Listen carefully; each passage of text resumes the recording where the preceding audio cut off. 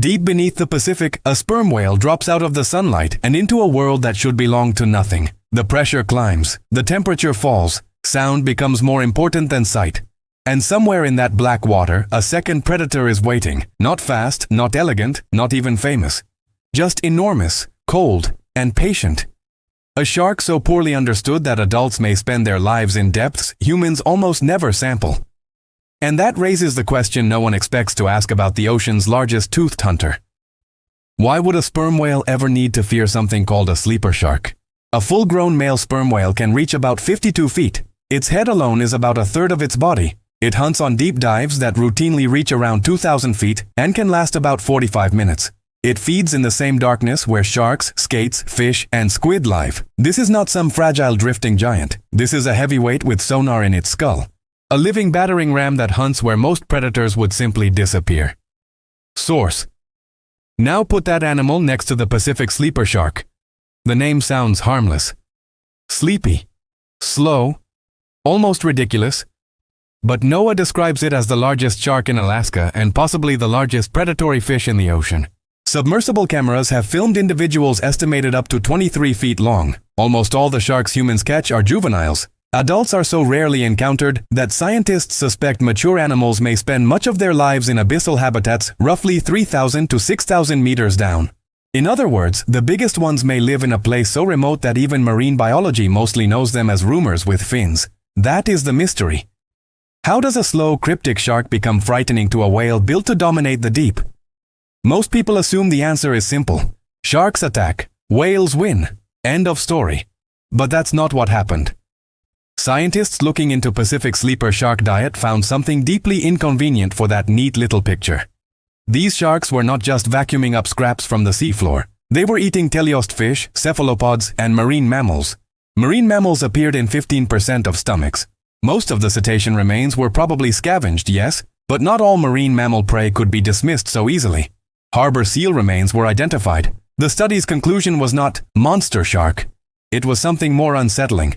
An opportunist that feeds both on the bottom and in the water column, switching between prey and carrion as chances appear. Source.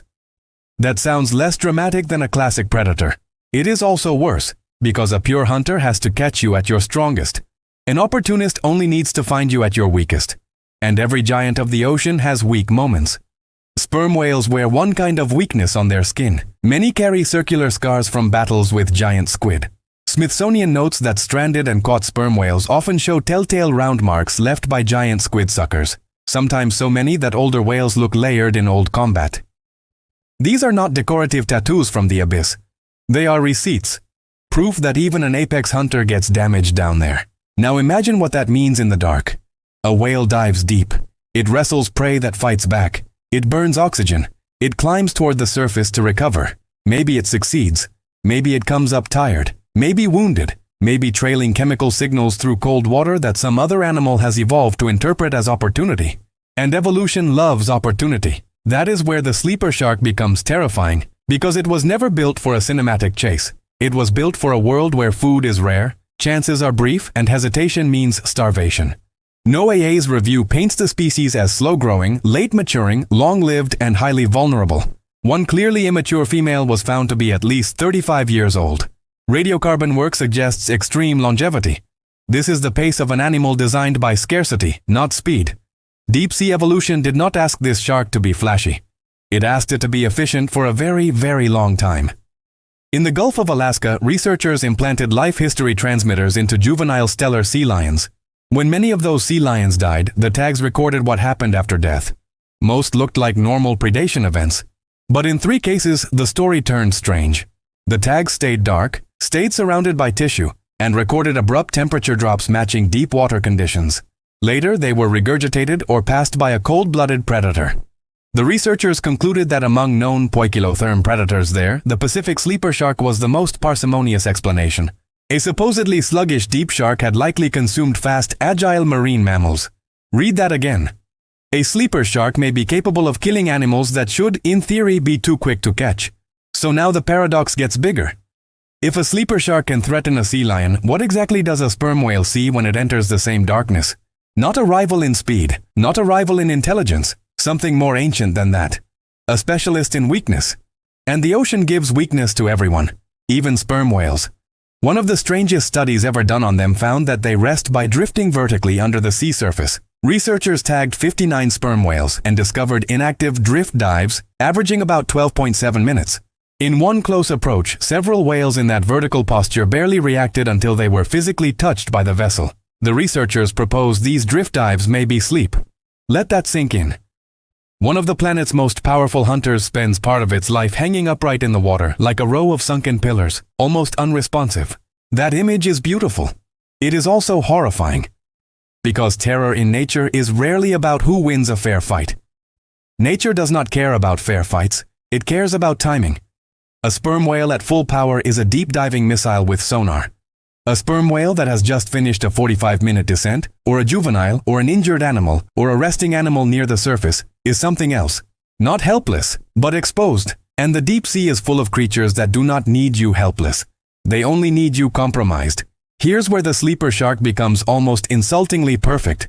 Recent deep-sea footage in the South China Sea showed Pacific sleeper sharks attacking a carcass at 1,629 meters. Larger individuals behaved aggressively. Smaller ones circled more cautiously.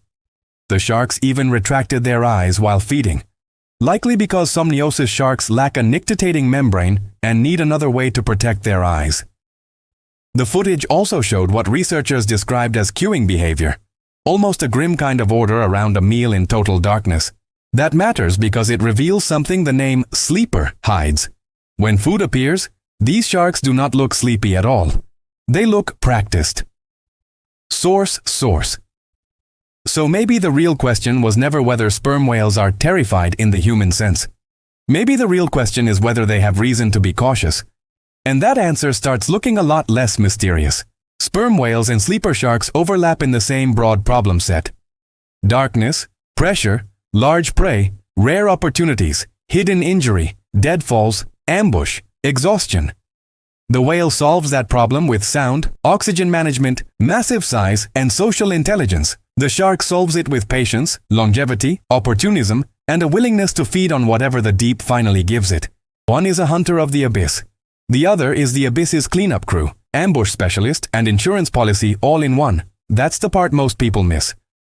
The sleeper shark does not need to dominate the sperm whale species to become frightening to individual sperm whales.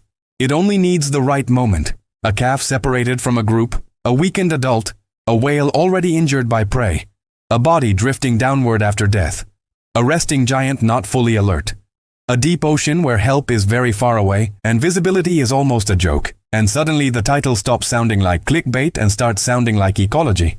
But here's the twist that makes this mystery better, not smaller. Scientists have not proven that sperm whales are literally terrified of Pacific sleeper sharks, and direct attacks on healthy adult sperm whales have not been documented in the evidence we have. That uncertainty matters, because the true story is not movie villain shark hunts mega whale. The true story is stranger.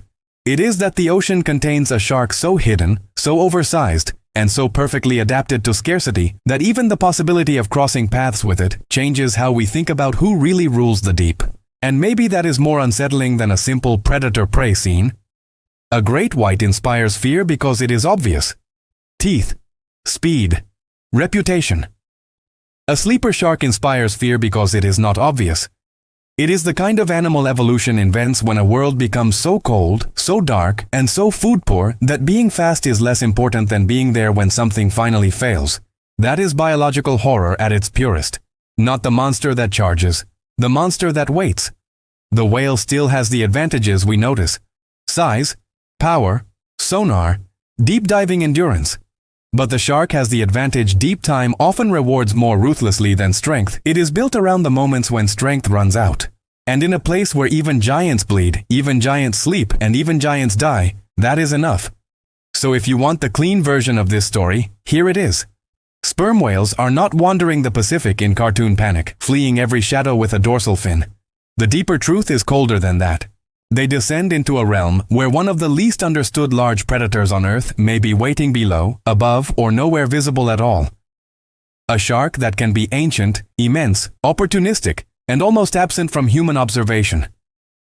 A shark that may scavenge you, may ambush something smaller than you, may ignore you completely, or may one day force scientists to rewrite what we thought a sluggish deep-sea fish was capable of.